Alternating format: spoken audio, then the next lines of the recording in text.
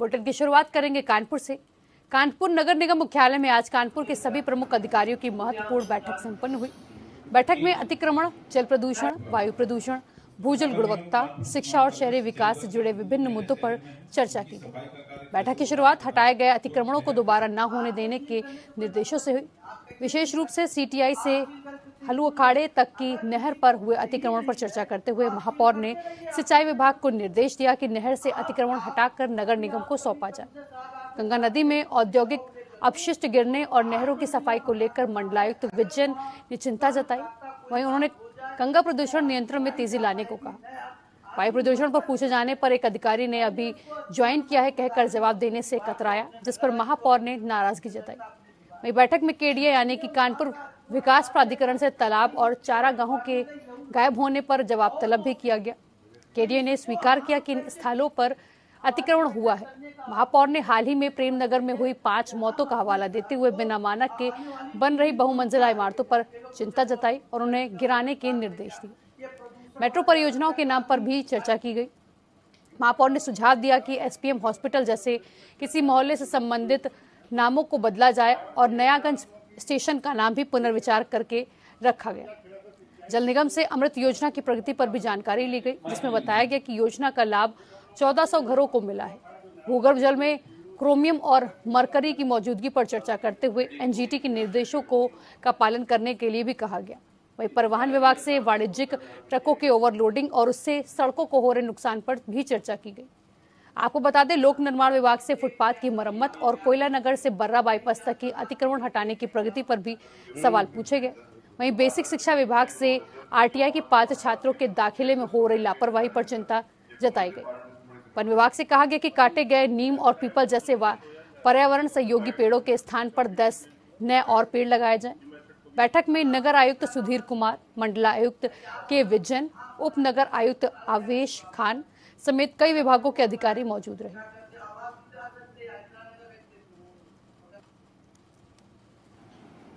इसको मैं पता कर लेता हूँ। अब दो आपने जो नाम रखा है ये दोनों क्लियर हो जाए। मैडम आपकी तरफ से एक चिट्ठी आ जाए, हम प्रस्ताव बना के हम इनको रिक्वेस्ट कर रहे हैं ना, एक प्रस्ताव जाएगा। नहरों की भूमि सिंचाई विभाग की है। सीटीआई से हलुआखाड़ा होते हुए जारी नहर की दोनों पट्टी। आज की बैठक का एजेंडा है कानपुर महानगर को बहुत स्वागत है। प्रेजेंटेशन में मैं स्वागत करता हूँ। सर, इसमें मैडम हम लोग बताना चाहेंगे कि कानपुर डेवलपमेंट अथॉरिटी द्वारा एक विजन प्लान मैं उसी पर संबंधित है।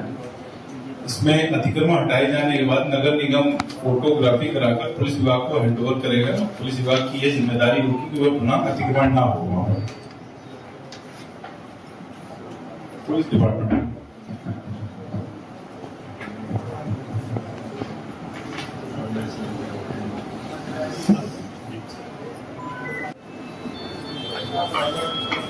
पुलिस विभाग से कौन आया? अच्छा, आप आए। देखिए, ये इम्पोर्टेंट पॉइंट है बेसिकली। देखिए, ये जो नगर निगम के माध्यम से, केडीए के माध्यम से काफी मेहनत करने सुनवाई करना पड़ता है, कोर्ट कचहरी भागता है, उसके बाद नतीजा में पहुंचता है जो कहीं कहीं अवैध अतिक्रमण उसको हटाने की। उसके बाद क्या होता है, तो अवैध अतिक्रमण हटाने के बाद आप लोग अगर उस पर कार्रवाई नहीं करते हो, मॉनिटर नहीं करते हो, दोबारा अतिक्रमण हो जाता है। तो इतने मेहनत बर्बाद हो जाता है। उसको कायदे से देखिए, जैसे सेपरेट जीवो है, गवर्नमेंट का चीफ ऑफिसर सर्कुलर भी जारी कर देता हूँ। कहाँ कहाँ अतिक्रमण हटता है, हटने के बाद वहाँ लोकल थाना में एक तरफ से माना जाता है, वो सुदूरती की जाती है। ताकि ये संपत्ति है ना, रोड भी है, सड़ंजा नाली जो भी है, सरकारी संपत्ति है, क्योंकि इतने एनक्रोचमेंट है, it is against the public property है ना। इसपे ठोस कार्रवाई होना चाहिए। तो उसमें मैं केवल औपचारिकता नहीं, मैं कमिश्नर से बात करता हूँ, शुड बी टेकन सीरियस। नहीं तो बार बार जो कितने बार अतिक्रमण हटाए दोबारा आ जाएंगे तो फिर फायदा क्या है? 2-3 अपेक्षा है मेरा बेसिकली, और नगरायुक्त आपसे भी जो अतिक्रमण हटाने के लिए एक शेड्यूल जारी कर सकते हैं, केडीए और नगर निगम दोनों मिला के। किसी का चौड़ीकरण का काम होना है, किसी का नाली का काम होना है, किसी का अतिक्रमण हटाएंगे। हटाने के बाद तुरंत 1 सप्ताह में काम करना चाहिए, नहीं तो बार बार अतिक्रमण होता रहता है। ये तो और मैं देखिए, ये बैठक तो हमें पहले करना चाहिए था, लेकिन मैं नहीं कर पाया। हम नगर निगम का पूरे शहर का कैसे अच्छे से विकास कर सकूं और लोगों को कुछ दे के जाऊं, इसलिए मैंने वोट दिया। अब आप ये देखिए, मैंने 18 विभाग के लोगों 15 विभाग के लोगों की बैठक की, उसमें हर विभाग था। जैसे एक विभाग मैंने इसलिए बुलाया कि मैंने सड़क बनाई और उन्होंने सड़क तोड़ी, तो मैंने अतिक्रमण हटाया, अतिक्रमण दोबारा हो गया। तो कहीं न कहीं सारे अधिकारी तो इसमें इन्वॉल्व होने से सब लोग बैठ के अगर काम करेंगे तो शहर को कुछ देंगे। अब हम अतिक्रमण पुलिस कमिश्नर के यहाँ से जो आए तो उन्होंने कहा कि जो अतिक्रमण आप हटाए उसकी फोटो दे दीजिए, हम हर थानों में भेज देंगे, अतिक्रमण दोबारा नहीं लगेगा। तो एक तो ये हुआ कि मैं जो अतिक्रमण मैं इतनी मेहनत करके हटा रहे हूँ वो ठीक हो जाए। दूसरा, हमारा रोड बना तुरंत वो तोड़ दिए, कहे अरे बिजली वाले तोड़ रहे हैं, कहीं जल निगम तोड़ रहा है, कहीं जल संस्थान तोड़ रहा है, कहीं गैस वाले तोड़ रहे हैं। तो हमारी जब सड़क बने तो हम पहले ही उसमें उस लाइन को क्लियर करें। और जैसे बेसिक शिक्षा का सबसे बड़ा अधिकार यह था, अभी आपने देखा जो गरीब लोग हैं जिसको जो मिलना है उसको मिल नहीं रहा, जो गरीब बच्चे हैं उसका एडमिशन मैं नहीं करा पा रही।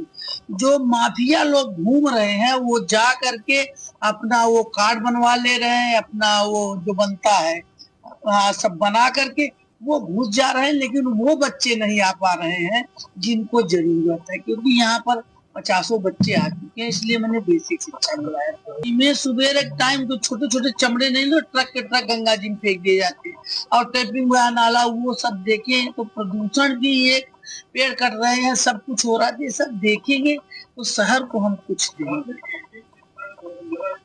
केरिया के लिए इसलिए बुलाया था कि अब उसमें मेरा दिल इतना दुखी है कि मैं उस दिन 12 बजे रात वहाँ थी और मैं 2:30 बजे रात अपने घर गई और 5 लोगों को मैं बचा नहीं पाई। तो क्या मतलब है ऐसे मेयरी करने से, मुझे क्या मतलब है?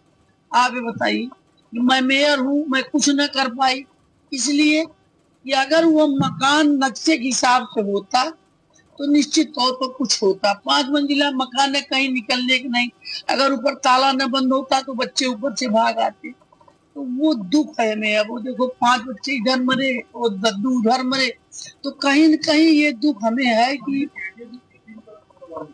हाँ, जहाँ मैंने इस पर किया कि भाई लेंटर पड़ता तो आपके अधिकारी पहुंच जाते हैं, तो ऐसी जगह भी पहुंचे। जितने भी ग्राउंड बनाया गया, अंडरग्राउंड बन रहा है, नर्सिंग होम में जितने अंडरग्राउंड उन्होंने पार्किंग बनाई उसमें उन्होंने अपना पतलाजी खोल दिया। हर जगह तो मैं जाती हूँ, तो आप पैसे के पीछे कितना भागो? अरे ऐसा कुछ करो कि जो हमारी आने वाली पीढ़ी है उनको मैं क्या दे के जाऊंगा। इसलिए मैं चलूंगा। मैं इसलिए बता रही हूँ कि अभी क्या कहते हैं, इंदिरा नगर में 2 पेड़ आपने काट दिया। अभी आप देखो ये जो सामने जाते हो कमिश्नर के बंगले के सामने कंपनी भाग जाता है, पिछली बार इतना बड़ा नीम काट दिया। तो आप इतने बड़े बड़े काटे जा रहे हो, लगाओगे? आप ये बताइए कि कितना प्रदूषण खाली है, खाली हम मकान बनाते जाएंगे मकान, जब उसका हमें 10 तो बीमारी हो जाएगी, हम उसमें जल के मरेंगे तो उस मकान में कौन रहेगा?